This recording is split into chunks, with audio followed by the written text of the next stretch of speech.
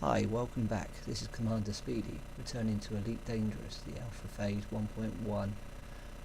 I'm now returning to this demo, but I received in the post yesterday were my Anaglyph 3D glasses, which is quite exciting considering I don't actually have any 3D technology unless I record these and then play it back on my 3D TV downstairs. And instantly, it's a wow for me. It's a very cheap way of getting into 3D. So it's the original cyan and magenta type glasses, and gives you quite convincing 3D, as you'll see from this recording. I've taken us back to scenario 7, which I haven't tackled yet, which is all about destroying the big score, which is basically a big Anaconda. So it's the first big ship, and as many have found out, it's got a huge locking on turreted laser, a gimbal laser, that is extremely powerful and does take you out very quickly. However, there's a simple strategy involved in having played this game any time. I certainly just fly as quickly as I can to him, looking for where he's jumping in, get behind him, behind his engines, and then you kill him as quickly as you can with both your lasers and also with the missiles you're given. But it took me a few plays of this scenario to find out or realise that the missiles that you're giving in this scenario aren't guided. So clearly they're a straight line shot, and depending on what direction you're flying in space, they will head off in the opposite way. So lining them up and being very close is very important in this game. So let's get on with it. So as you'll see, the cockpit, if you've got any of the cyan, magenta type glasses, everything looks from the cockpit and from outside, and certainly from the explosions, they tend to be in 3D. But let's talk to other people on the forums and having a look through.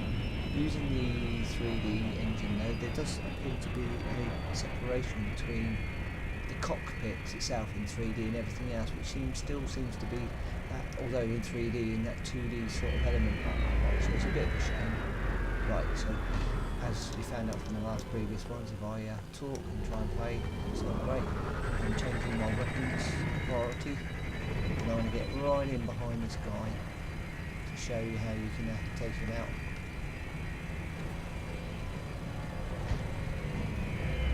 Now we can slow right down, get right on his tail, and then let fly as soon as we're within decent range.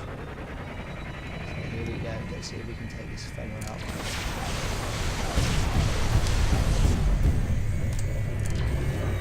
Oh, I don't want to get too close to him. As people have said, this guy will move around, and we'll start to see damage being scored on his ship. But he's actually quite easy to take out when you do that. Get him enough missile, take fast. There we go, another one. This really helps here, and as you can see, he's exploding into space. Quite nice effects. I'm being taken damage from my prisoners running up. You can see my lasers scoring away on the ship and easily taken out. So that will be the end of that scenario. But let's go back and play it. Let's go and have a couple of peeks at this Anaconda and see what his big weapons are like when you get too close. But clearly there are ways of defeating each of these missions, and this one is initially started out to be extremely difficult when I first played it, but you soon get to understand where the weak points are on these ships. Definitely with the Anaconda behind him, out of range of any of his weapons is the best place to be.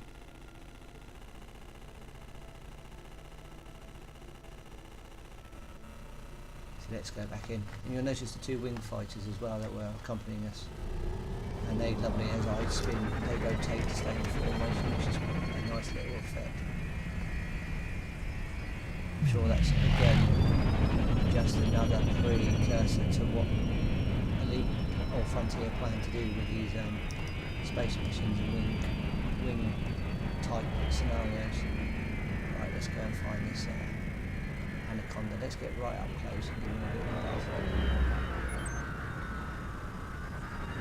we'll do a quick fly past. Let's have a good look at him. It does look really gorgeous. I'm quite impressed with the big ship. How nimble you see him, how beautiful he appears. see if we can do a top gun flying past, almost appearing into his cabin.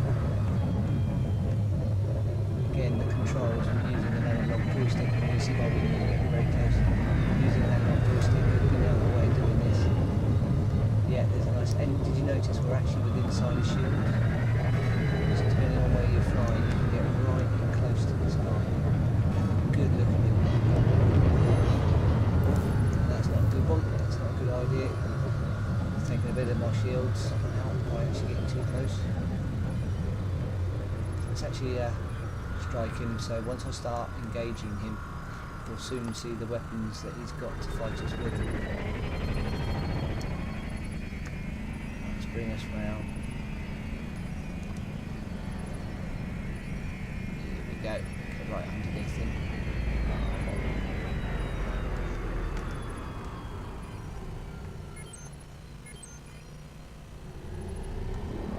So we'll get to our good turning circle speed, very important. Let's target the ship. I don't want to be too far out still, because otherwise I'm not going to last long with these weapons, but let's hit him for some of the weapons that we've got.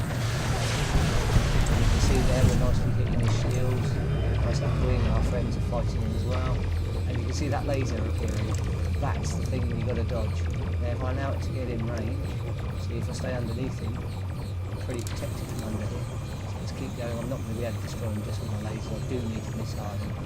But there you go, you can see on the screen now that that laser will flick around and it's now engaged, so you can see it's out a little bit.